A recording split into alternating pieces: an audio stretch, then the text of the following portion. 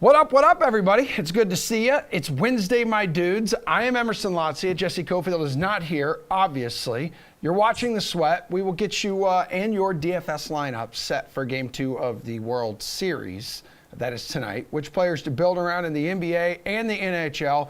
And we're also talking guys who can roll a good meatball. So we're going to focus on helping you build a money-making lineup on the PGA Tour. But first, how about making some cash on the DraftKings Sportsbook? It's our NFL panel consisting of DK contributors, Pierce Dietrich on the left, Jeff Ulrich on the right. Gentlemen, please tell me if you were going over or under the following game totals. Not a ton of beefy ones on the main slate. Only one currently north of 50. We're talking Tampa Bay at New Orleans, 50.5. Jeff, over or under? I know you're the king of overs here. I'm the king of overs, Emerson. But I'm gonna take a 180, 360. I don't know what you call it. I'm going the other direction for this game. I'm going under. New Orleans Saints is just not a team in 2021 that I want to take the over on in very many spots, especially when the game total gets to over 50. It's a team that passes less than any other team in the NFL. They play at a really slow pace. They want to run the ball. And by the way, who are they going to throw the ball to, even if they want to throw against this Tampa Bay defense? So there's a lot of factors here. I do respect Sean Payton as a coach, too. And right now, Sean Payton wants to make games ugly. He wants to win with his defense, and he wants to run the ball and make games slow. And I think that's going to win out here against Tampa Bay. I know you can't run the ball against Tampa, but you look at the Bucs here, too. There's a lot of different outcomes of this game. And maybe the Bucs do just put a pounding on New Orleans again. They intercept Jameis a couple times, but if they win 35-10, well, we're still going under here. Again, it just speaks to how big this total is. I don't want the over in this one. I'm going under. Okay, Pierce, you want to go in the same direction? Yeah, let's go in the same 180, 360, whichever direction Jeff is pointing. But I know it's going towards the under. And if you've watched the program the last 3 days, Jeff has brought up Adam Troutman 3 days in a row. He didn't mention him today somehow. But that tells you enough about this Saints offense. There's no one there. There aren't any receivers. It's just Alvin Kamara. And really, for the most part this season, they haven't given the ball to Alvin Kamara enough. I know he got a lot in that Seattle game, but that was the only time. Throughout his history in Seattle, Peyton has not been willing to just constantly pound the ball with him. And he's really their best shot. And in this matchup, he may not even be their best shot, because if you look at what Kamara's done against Tampa in the past, it's not a very impressive game log. So they don't have the receivers. They get Jameis Winston at quarterback. They're going against a very tough Tampa rush defense. You can pass against them, but like Jeff mentioned, who are you going to throw to? And then on the other side, Tom Brady wasn't that great against New Orleans last year. During the regular season, had some really low quarterback ratings. Even in the postseason game where he had a quarterback rating above 90, he only threw for 199 yards. So New Orleans knows how to shut down Tom Brady, or at least keep him, lower in the production department. So I'm definitely going under here. Well, we found out that Tennessee has figured out a way to shut down Kansas City. We saw what the Titans did last week. Tennessee is now at Indianapolis, so we have an elite AFC South matchup here. The total currently on the DK Sportsbook, 49.5. Oh, wait a minute. I have breaking news from Tom Glennon. 50.5, the total jumping up, matching that Tampa Bay New Orleans one. Go ahead, Pierce. You want to go over this one. I know you do. I do. I guess I'm gonna follow the public, or at least the big money, whoever's pushing this line up. Both these pass defenses are terrible. Indianapolis has a terrible pass defense. It is a banged up pass defense. They have a good run defense, statistically, analytically, but a lot of that has to do with the funnel. Teams are just going to pass against Indianapolis, and that'll do fine. But for the most part, the run defense really isn't that great either. Eli Mitchell had 100 yards on this team last week. Derrick Henry went for over 100 yards in his first matchup. I don't think Tennessee is going to have any problem running the ball against this team. They're definitely not going to have any trouble passing. And it's the same thing with Tennessee. Tennessee has a terrible pass defense and a decent run defense. But again, it's another funnel situation. So an average pass defense can move the ball and score against Tennessee. Well, that's what Indianapolis is. And a good run offense, which is Indianapolis with Taylor, can also move the ball against Tennessee. So I think both of these offenses will be elevated and the defenses will continue to struggle. Hey, Jeff, this just jumping from 49.5 to 50.5. How does that impact your decision here? I mean, it doesn't really impact it at all. It was way too low at 49.5, and I still too low at 50.5. I think you'll see this total perhaps reach 52 by game time. Pierce nailed it, man. I mean, you've got two offenses who can move the ball in multiple facets of the game. I've talked about this earlier in the week about both these teams have highly variable offensive weapons. And by highly variable, I mean Derrick Henry can just, in the snap of your fingers, 70-yard touchdown. Jonathan Taylor can do the same thing. We've seen Carson Wentz start to play better. And look, even if Carson Wentz does his Carson Wentz like dance in the red zone and like just decides to chuck it over his head to the other team, that's fine because it could lead to pick sixes or just quick possessions on offense. So there's nothing about this game that really has me saying here, oh, these defenses are going to take a step up. You even look at the trends last year. Frank Reich, Mike Vrabel, both their teams, the Colts were 10-7 to the over.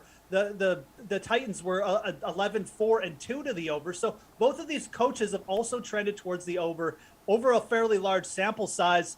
I'm surprised that this even started at a sub 50 total. It was definitely one of my favorite bets. And even at 50.5, man, I mean, you have to go the over here, in my opinion. I think you will see this one continue to climb. And I think this spot between these two teams and two offenses who are playing really well, like let's give the Colts offense some credit, over 25 points in 3 straight games, it makes for a very good over spot. All right, well, how about New England at the Chargers here? That is currently 49 on the DK Sportsbook. I mean, the Patriots, debt taxes and destroying the Jets twice a year, they put up like 54 points alone by themselves last week. Jeff, how you feeling about taking the over here? I actually feel pretty good about it too. The Patriots, they teams get on them. They don't throw the ball downfield enough, and maybe they got a bit of a rink-and-dink offense, and maybe they're taking they're a little bit they're kind of like risk averse, but they're also playing at a very fast pace, and we kind of saw that last week against the Jets. When they start to get the big plays, man, the scores are going to come in bunches, and guess what? Damian Harris probably going to have another massive game here because the Chargers' rush defense is actually worse than the Jets' rush defense. So you've got that to go off. You've got the Chargers who've been sitting there simmering after just getting their butts handed to them by Baltimore 2 weeks ago, simmering on a bye week now. Justin Herbert can move the ball. They've got Austin Eckler. I'm not really that worried about this New England defense here.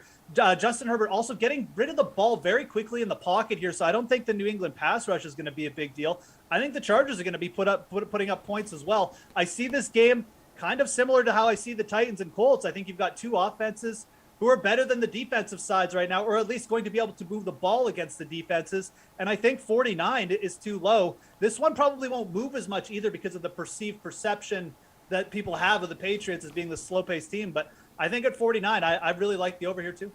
You like the over as much as Jeff does, Pierce?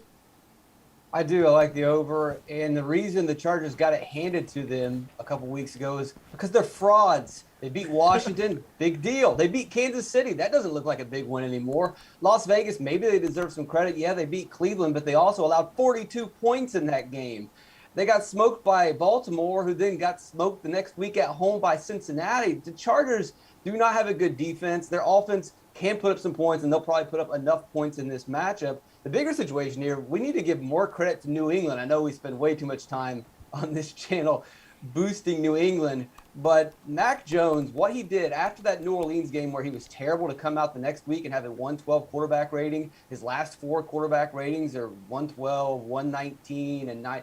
He's been great in his last 4 games. It's exactly what you want to see developmentally from a quarterback as a rookie, struggling and then coming back out and playing well. And he's doing this without really any receivers at all. I mean, Bourne, a couple tight ends. Either way, Mac Jones is probably going to have no problem moving the ball, scoring. And as Jeff alluded to, the New England defense probably is a couple steps behind in terms of development. So the Chargers have enough explosive weapons. They'll put up points as well. So give us the under. Dudes, the Dolphins. Over. Yeah, okay. No, I'm picking up what you're putting down. I didn't want to call you out, but you made it not as smooth as it could have been. It's okay. The Dolphins are 14-point underdogs in Buffalo. But again, we're just talking totals here, which this one a little tick north of what it was originally. So now 49. Jeff, over or under this one? Man, I guess I got my overcap back on here. I just can't go under in this game. It does worry me a little bit that Miami Dolphins defense or offense, could just score 7 points because the Bills defense definitely has been elite for a lot of the year. But this Miami Dolphins defense, they're really bad. Like, I don't think people realize how bad they are. They're bottom 5 in pressure rate. Even with getting like one of their corners back last week, they were still terrible against the pass. They've been terrible all year. They're starting to trend well towards the bottom in terms of yards per pass attempt against as well. They've allowed 27 or more points now in 4 of their last 5 games. And you've got the Bills who've been sitting there simmering for 2 weeks now. The Bills offense is going to come in here. And the reason I want to go over here is because I really think Buffalo could score 40 in this spot. And I just don't want to be on the under here because Tua, let's give him some credit as well. He's played pretty good. And at the very least, Tua has taken advantage of some of these late game situations where the prevent, the easy points are there, much like Jalen Hurts does in Philly. So I don't like this one as much as the other two, but I'm going to lean over here just because I don't want to take the under with Buffalo in a spot where, again, they could push for a 40-burger. Miami's last win at Buffalo was 34-31, overtime victory. It was Christmas Eve 2016. Just a fun little fact there, unless you're a Bills fan. Pierce, over or under 49 for the total this weekend? Well, it's easy for them to go over. It's easy for the Bills to score 40 points because they do it every single week. Yep. I don't see why that should change. And I've got the trends here. It looks like Emerson's already looked at some of my trends. And I didn't take these from Reed, but here they are. Since 2017, the Bills 8-1 straight up against the Dolphins, but the over has hit in 6 of those 9 games. If you look at 2015 going back to 2015 at Buffalo, where typically these warm weather teams tend to struggle, Buffalo 5-1, but they've went over in all 6 games. So the last 6 games, Buffalo versus Miami at Buffalo, it has gone over. You look at the week 2 matchup, the Bills put up 30-plus points, and that was a game where their offense still really wasn't clicking. In week 1, they struggled against Pittsburgh. Week 2, they still weren't quite there. They're not nearly where they are now. And then also, you didn't get anything from Miami that game because Tua went out. So Tua's going to get them at least a couple scores. The Bills are going to continue to roll. You have to hammer the over on basically every Buffalo game until we see something different from this offense. Yeah, I'm going to take back my previous comment now. Pierce has convinced me. I'm very confident about this one as well. Okay. I agree. You don't want to fade the Bills off. You know, Sunday's Halloween, too. Jeff, what's your costume of choice this year? Oh, I'm not going to reveal that on air. That's a surprise, pal. You know, you're going to have to pay the premium dollars if you want that info. That's early. fine. We'll Venmo you. Pierce, you have a couple costumes in mind? My son has decided that I get to be a butterfly. Oh, very nice. Good to see you breaking out of your cocoon and going to explore the world. We're going to miss you guys. I appreciate it. Thanks for the help. Game 2 of the World Series preview is next right after Jason Sobel dishes all the deets on the Butterfield Bermuda Championship. Let's get into a little golf talk with Jason Sobel from the Action Network. Adam Kaufman here with you. It is the Butterfield Bermuda Championship on the way, naturally, Jason, in Bermuda. But before we look ahead, I want to look back. Zozo Championship last week. We spent a lot of time talking about Hideki Matsuyama, of course, going back to his native Japan, wound up winning the event. I realize this was by no means a shock, but even still, just if you like to take that little stroll down narrative street, great story. Yeah, it was a great story. And Adam, I love the fact that, you know, maybe we learned a little something about players, and some players like to pump themselves up, say, man, I'm hitting it great this week. Watch out for me. I could win. And then, you know, you see, and then they're like, nah, I really wasn't hitting it great. I just kind of said that. Other players tend to like kind of set the bar lower. And so Hideki, prior to the Zozo last week, said, if I was a 10 out of 10 at Augusta National when I won the Masters, I am less than 1 right now. But I'm in Japan. I'm going to try my best, and we'll see what happens. And he went out and won by 5. So keep that in mind. The next time Hideki says, I'm not playing my best golf, you might want to fire on Hideki. It's always a good strategy. Just set the bar low, and that way you can really surprise people. It's nice. Well, the bar is doing it.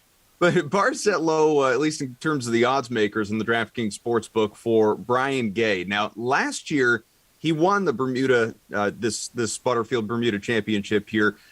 And, you know, he was 200-1, came out on top. But this time around, he's way down the board. You look at him at plus 10,000 to win this thing. Matt Fitzpatrick actually leads the way at plus 1,000 odds. Do you like him better than the defending champ? Are you giving me sort of an even money head-to-head matchup here, Adam? Yeah, well, why not? Patrick or Brian Gay? Okay. I'm going to go with the tournament favorite over the defending champ, Matt Fitzpatrick. Look, this guy's a Ryder Cupper. This guy's a world-class player. He's coming off a win at Valderrama just a few weeks ago on the European Tour. So, Matt Fitzpatrick is the guy that I look at as sort of the card wrecker this week, that if you don't want to dip down to right about 10-1 right now in the DraftKings Sportsbook, then I get it. Some big numbers, like you said, Brian Gay last year, Brendan Todd the year before. Some big numbers have won this tournament, but Matt Fitzpatrick could very well be the guy who, at the end of it, you're sitting there holding all these triple-digit tickets with guys who are in contention, and Fitz is the guy who can ruin that card for you. That said, Brian Gay, yeah, okay, great win last year. The guy's pushing 50 right now. I don't see him repeating as champion once again, so I will take that bet, Adam. I will take Fitz at even money over Brian Gay this week. Yeah, I can't say I blame you. I'm curious to hear how you feel about Patrick Reed. Of course, another familiar guy near the top of the leaderboard. He's plus 2,000. Thing is, Reed hasn't had a top 5 finish since the Memorial way back in June. So what's your outlook on him here? Yeah, I am not cautiously optimistic, cautiously pessimistic, I guess, on Patrick Reed right now. It's very interesting, the fact that if I had shown you this field 6 months ago and said, okay, where are the odds going to be? You'd kind of look down the list of names and say, oh my goodness, Patrick Reed's playing against all these guys. He's going to be 6-1 in this field. And we see it, and he's close to 20-1 in the DraftKings Sportsbook. And so you see Patrick Reed's name there, and you say he should be probably lower in this field. I believe he's 4th on the board, but has not played his best golf. He's been injured. He's had some illnesses, and so he's trying to fight back from that. There is a reason, though, that he's playing this event, and this sort of reminds me, Adam, and I hesitate to say this because I'm not on Reed this week, but sort of reminds me of the Sanderson Farms Championship last year. I know that's a random one to throw at you from over a year ago, but that week Sergio Garcia was something like 40-1, 50-1 going into the week, and if you just looked up and down the field, you'd say, well, Sergio is by far the most decorated and popular player who's in that field. But you looked at it and said, well, he's had some bad results coming into this. And I don't know. It just doesn't feel like an event that he'd want to go play against a bunch of guys who are sort of inferior competition, might not be really motivated. Of course, Sergio went out and won that week because he was the best player there. And so sometimes that's all it boils down to. We can sit here and look at, strokes gained over the last 24 rounds and, Bermuda greens. And what does that mean? Sometimes you just look at it and say, well, Patrick Reed is better than all those other players, so maybe he's going to win. Again, I don't love him this week, but that's a certain possibility if Patrick Reed can kind of get everything together and be motivated enough to beat some guys who, quite frankly, are not as good as him. Sometimes being good is just good enough. So let's find out then. Is there another good guy, not a long shot, another guy who's, cream of the crop, near the top of that list, who you think he has a good shot this week to win? I'll save my favorite outright play for later. I know you always ask me that last, so I will dip down just a little bit. This mid-tier is very, very interesting to me. I think that there's definitely some value in this kind of 40 to 60-1 range. There's a lot of players, more so than usual, in this range. I'll start with Denny McCarthy, who's been 5th and 14th in the previous 2 editions of this tournament. This one's on a very short Port Royal golf course in Bermuda, and so it turns into a little bit of a putting contest. And if it does, Denny McCarthy is one of the best putters, especially on Bermuda greens. No, by the way, Adam, I have done the diligent research, and yes, they do have Bermuda greens in Bermuda. So good. I want to figure that out. Appreciate that. Grayson Sigg is another guy coming off the Corn Ferry Tour who I like this guy's game, and I like him again on Bermuda greens, shorter golf course. This is a place where I would target him, and I like him a lot this week. There aren't a ton of real familiar names. I feel like we've kind of talked about the popular ones. So that in mind, you dip down to those long shots that I alluded to before. Is there one who stands out? There's a few. I'll give you Brian Stewart as a guy who fits the profile. Again, Brian Gay and Brendan Todd, the last 2 winners, they had a lot in common. They had each missed 4 cuts prior to winning this event. They each hadn't had a top 10 in over a year. They were each in the bottom 5% of driving distance on the PGA Tour. Brian Stewart fits that profile perfectly. So I don't know that I necessarily love him. It's hard to love a guy that's had 4 missed cuts, but that's what each of the past 2 winners have done here. So I like him. I like Ryan Armour. I like Kurt Kitayama. What do they all have in common? They all hit the ball very, very straight. That's going to be important this week. Length doesn't matter, but accuracy really does. Got to make some tough decisions, and that means it's not just favorites, it's the guys you don't like. Who are you fading this week?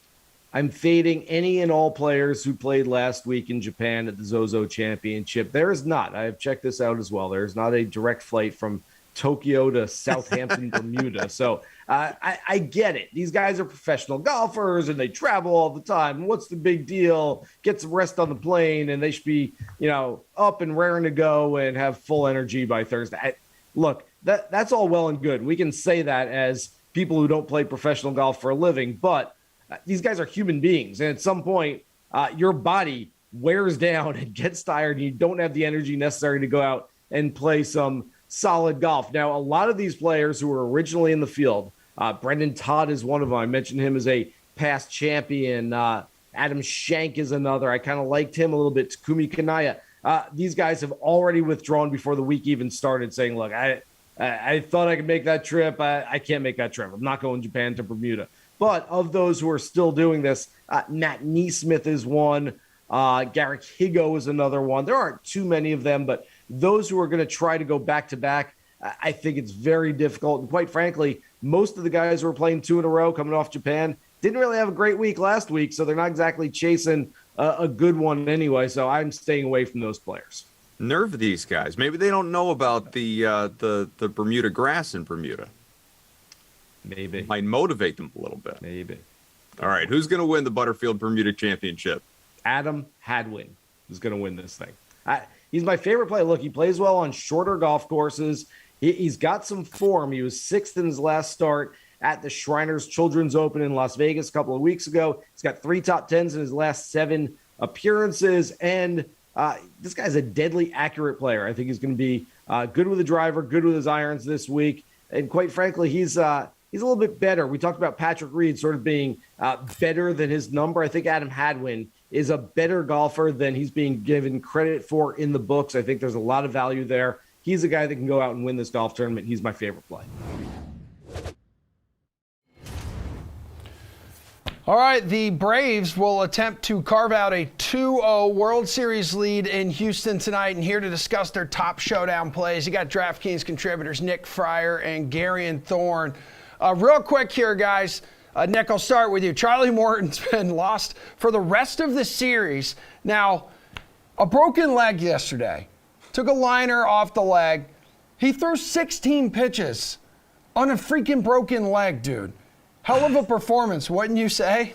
Yeah, I would say so. I don't know how the heck anybody does that. I mean, it just takes a special kind of individual, I guess, to power through something like that. A broken leg. I remember one time I got drilled in the forearm in college when I was pitching, and then as soon as that happened, I was done. Like I was like, you got to take me out of the game. Luckily, it was the 7th inning, not the 3rd like Charlie Morton. But I got a ton of respect for that guy. Obviously, he's a great pitcher and everything, but I don't know how you go and do that on a broken leg. Yeah, dude. I took a liner off a leg in my church league softball as the pitcher, and I stayed in.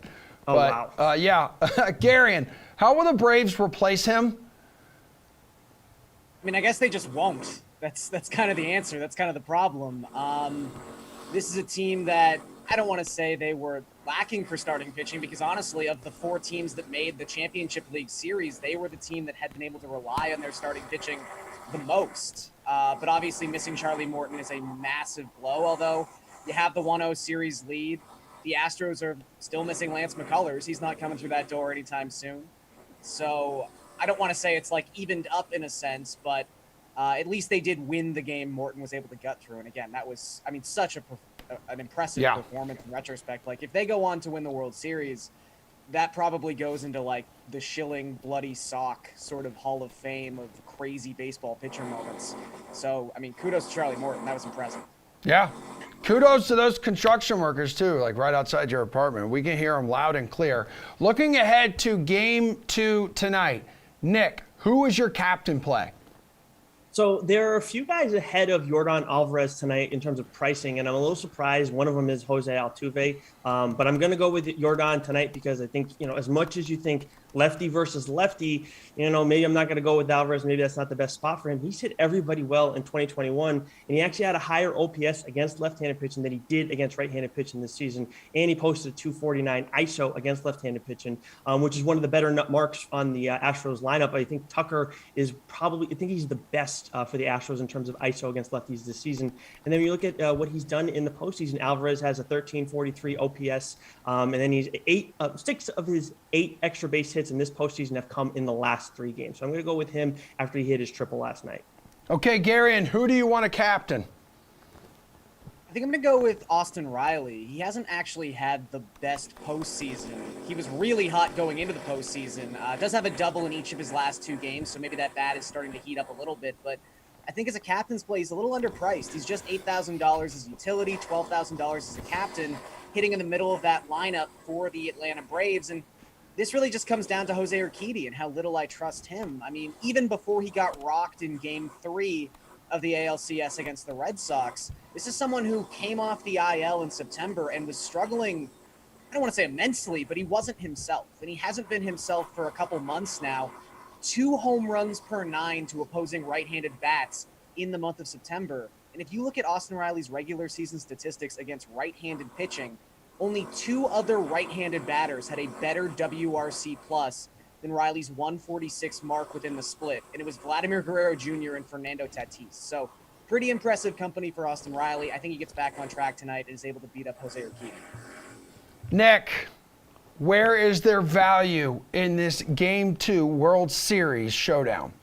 Well, I think you just got to look to the Braves lineup, and there are a few guys there that are easy picks. You got Eddie Rosario at 6K, of course, very chalky, everything that he did in the NLCS and what he did last night, staying hot. Jock Peterson, of course, not as chalky, but I think he's still a play that I think actually tonight he'll be a little less chalky because you have Eddie Rosario and you have Jorge Soler, who's going to end up being the guy that I go with. As much as Peterson gives you a little bit more savings at 7K, you could have all 3, but Soler at 7.6K, making his return to the lineup, of course, goes Yak. To start the night off in Game 1. And then, that will make him a little more popular, but I also think that he could still fly under the radar more than you would expect after what happened in Game 1 because everybody thinks of him as a lefty masher. But if you look pretty quickly at the splits, he crushed right-handed pitching this season, 9 home runs, 9 doubles, and 152 at-bats versus right-handed pitching as a Brave this season. And in his marks, 890 OPS, 237 ISO, and a 377 WOBA against right-handed pitching this season as a Brave. So I'm going with Jorge Soler as my value. Okay, Gare Bear, how about you? Do value play? Yeah, I mean, we have to talk about Eddie Rosario, I guess. He's just been so amazing. He's got a 234 WRC plus across 47 postseason plate appearances. I would also assume that facing a right-handed pitcher tonight, they're probably going to stick him back in the top of the order like they had in Game 6 against Walker Buehler against the Dodgers. So if Rosario's batting leadoff, I know he's chalk. Every single lineup is going to have Eddie Rosario, but I just don't know how you avoid it. I would say on the Astros side, he's not like the cheapest guy in the world because he's, a Houston Astro, but he's the cheapest of the Astros elite bats. Yuli Gurriel's kind of an interesting spot. He's $7,800. He mashed left-handed pitching all season long, and I think he's going to be a little bit under-owned just because he's been dropped down into that 7 spot in the order. It's really not an ideal place to be. We saw him intentionally walked a couple times against the Red Sox. That kind of thing could keep happening in high-leverage situations, but Gurriel's numbers against left-handed pitchers were just so impressive this season. I think he's worth a look. All right, guys, let's go straight to the DraftKings Sportsbook here. Let's wrap up with your favorite bet for tonight, Game 2 of the World Series. Nick.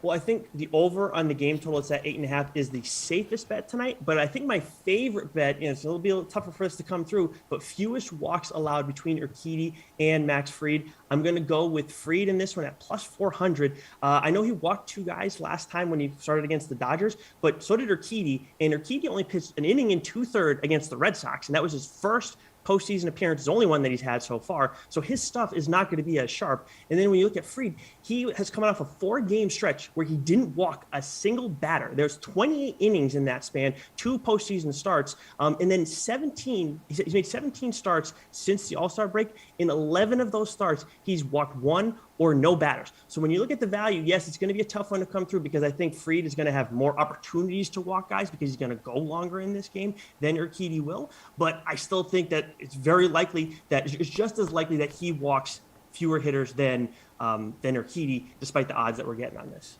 All right, Gary, and your favorite bet tonight? Yeah, I will say I do like exploiting those matchup bets, the walks ones in particular. They're just so random. I mean, I think the odds there are they're just pretty long considering what we're asking.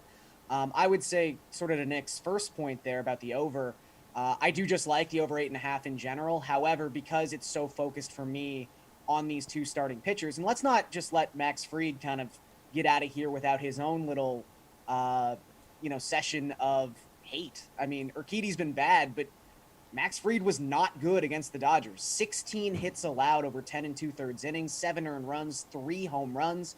This is not the Milwaukee Brewers. You don't get to just go into Houston and face a lineup that was the number one in terms of WRC plus against left-handed pitching and had the lowest strikeout rate against left-handed pitching and get out unscathed. So I think the over 4.5 runs in the first 5 innings at -120 is a really good bet. The Braves have also just been amazing at scoring runs early in these games. They have 12 runs in the first 3 innings across their last 4 contests. So I think there's runs early and often in this game.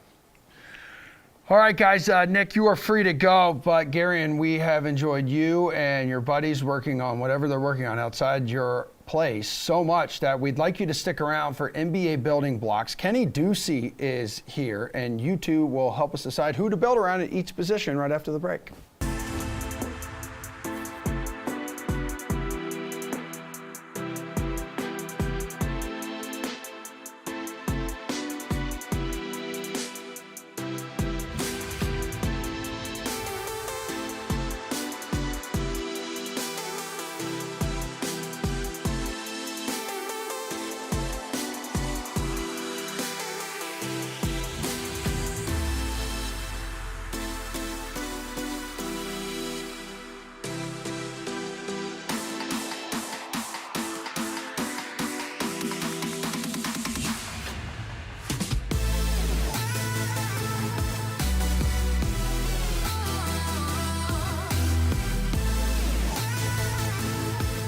All right, everyone, let's get to tonight's NBA slate. We got DraftKings contributors Kenny Ducey, Gary Thorne is back. Guys, this is building blocks.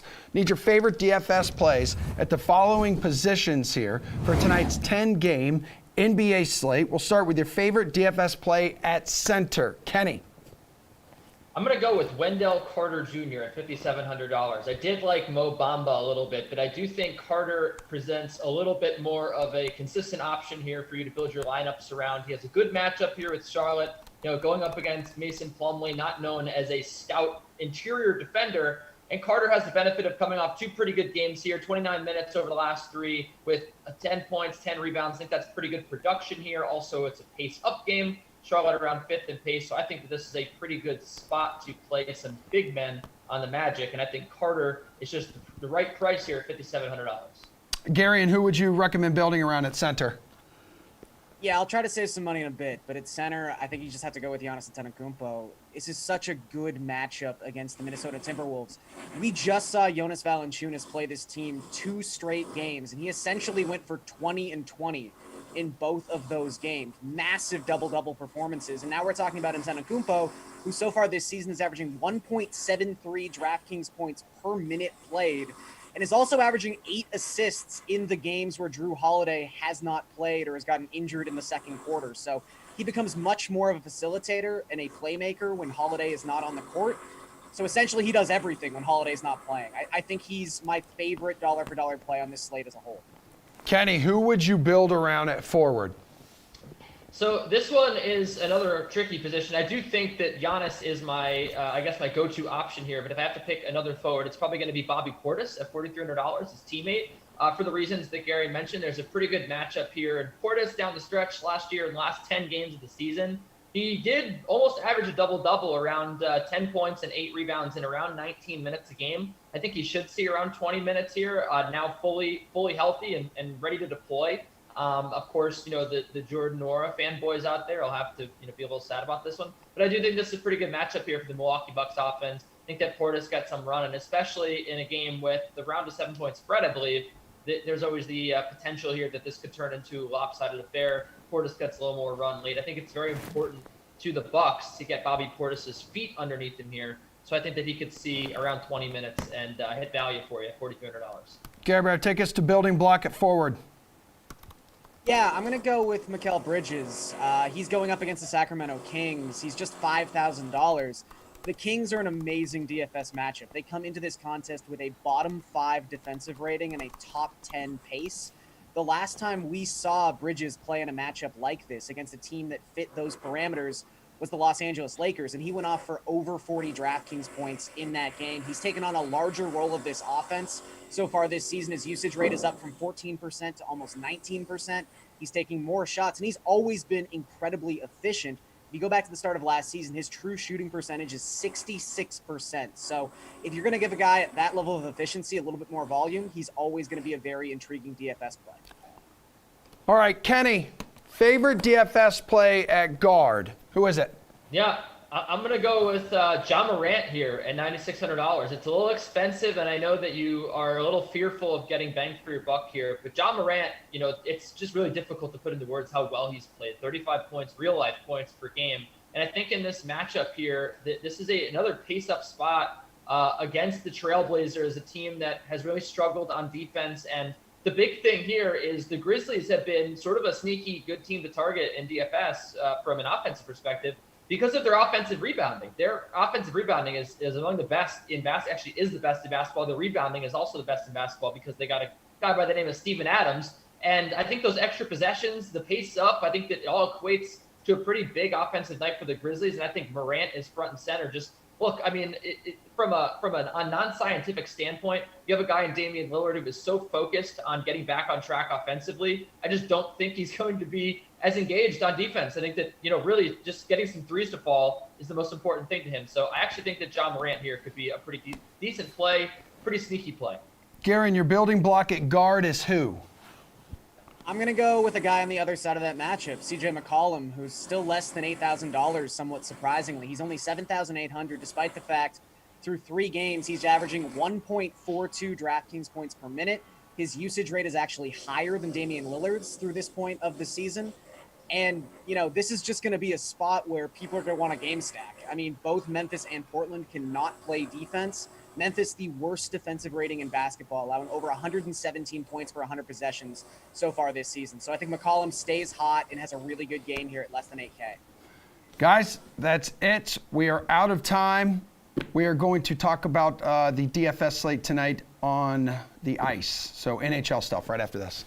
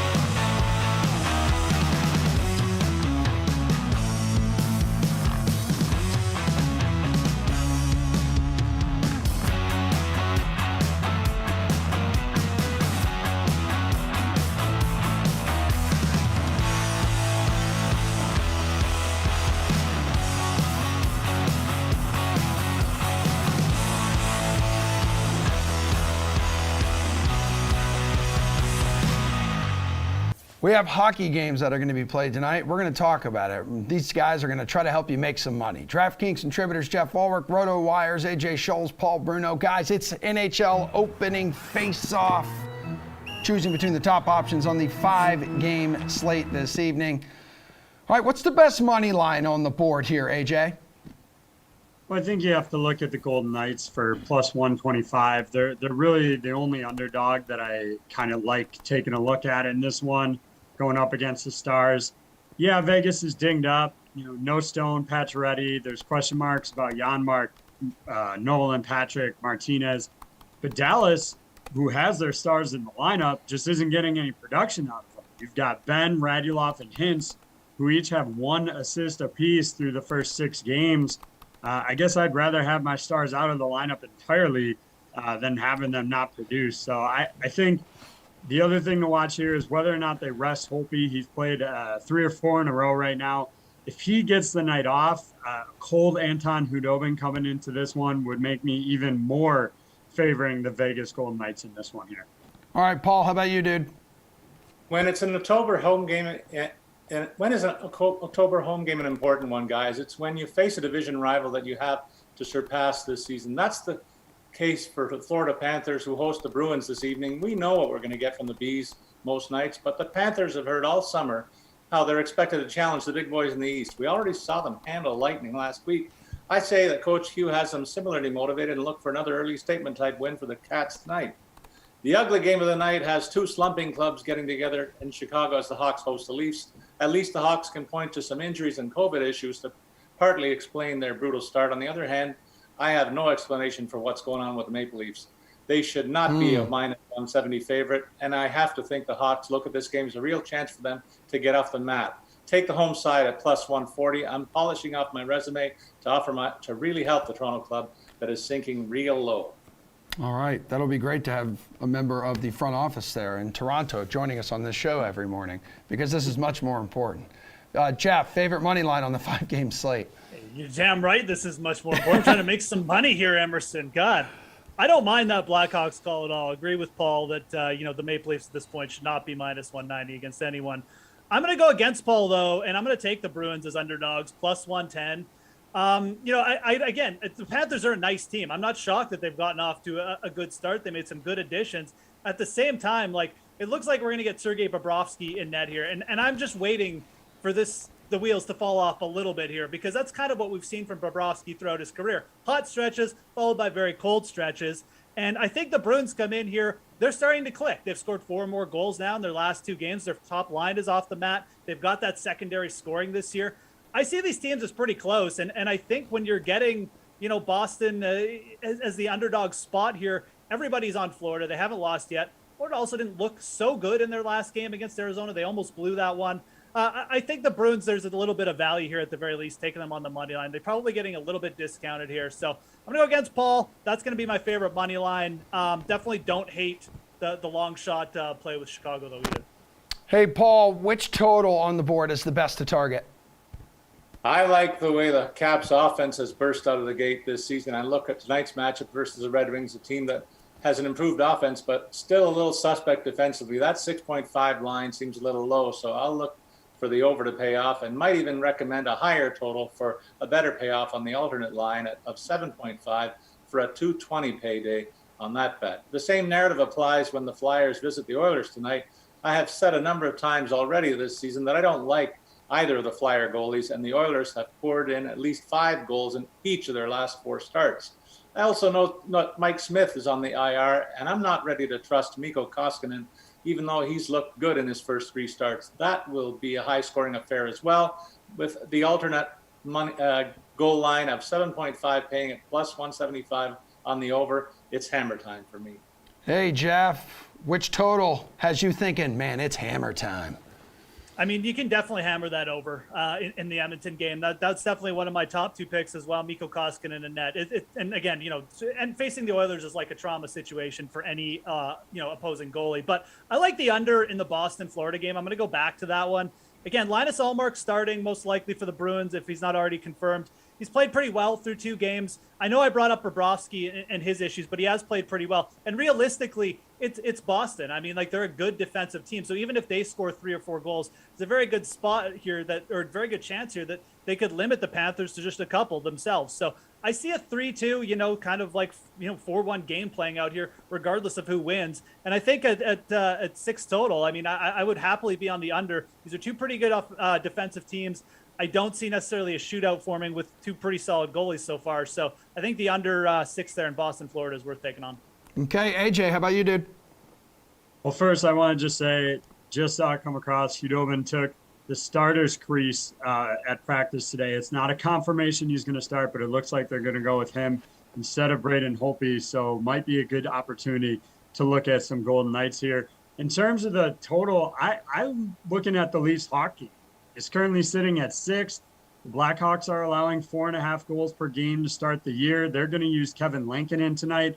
Look, his numbers are actually better than Marc-Andre Fleury to start the year. He's got a .884 save percentage, but that tells you all that you need to know about their goaltending. And look, they're going up against a Leafs team that has absolutely been struggling. They're on a 4-game losing streak.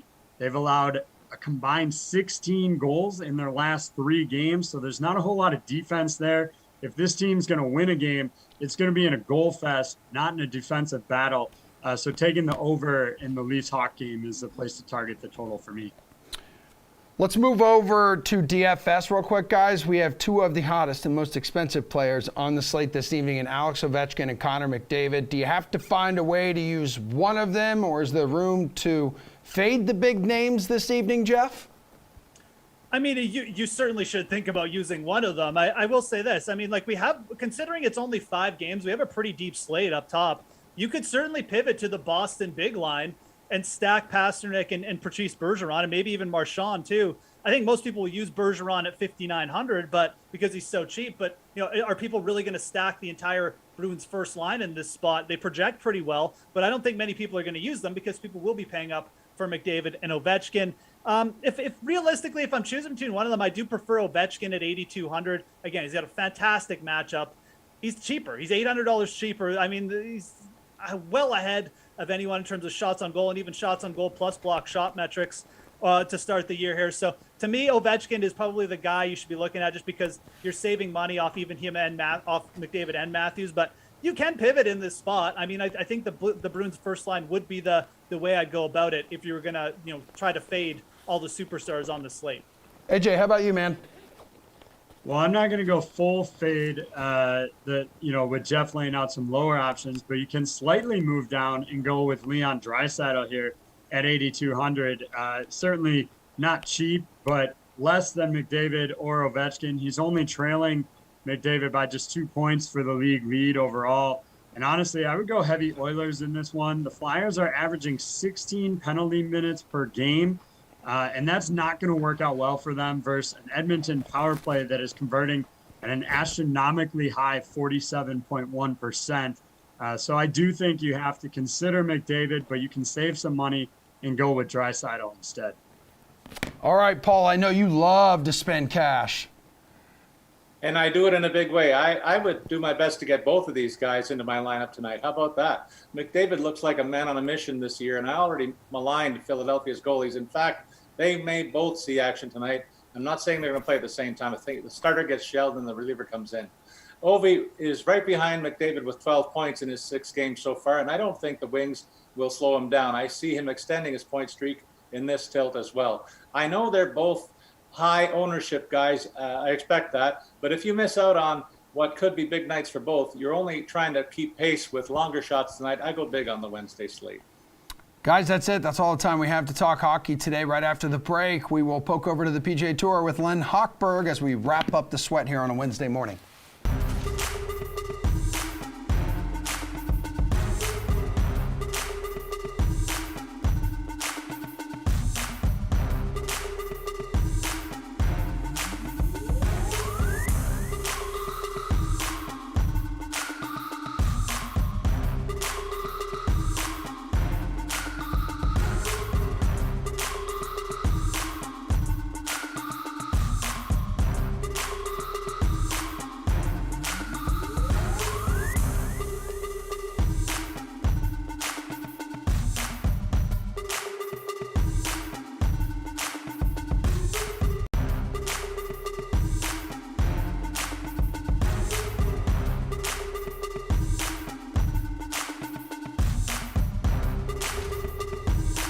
All right, everybody, welcome back to the Sweat. Last block of the show. I am not alone. We have RotoWire senior golf writer Len Hochberg here for some PGA Tour price checks. So which golfers Len likes at the following price ranges for the Butterfield Bermuda Championship. It's good to see you, Len.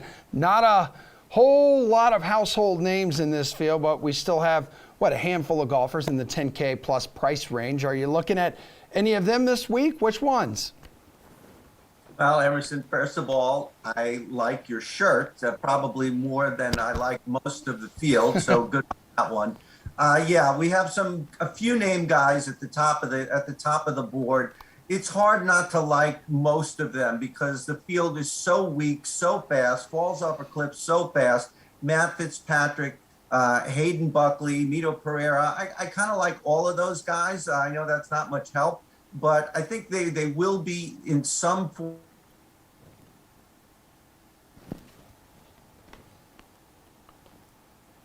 Is that Len's internet or is that us? Did we lose him? He was making a great point. It sounds like he really hates the field this week in this tournament. Is he completely gone? Tom Glennon, Matt Cody, give me a sign. Thumbs up, thumbs down. Should we wrap the show? We have flat out lost internet. All right, everybody, have a great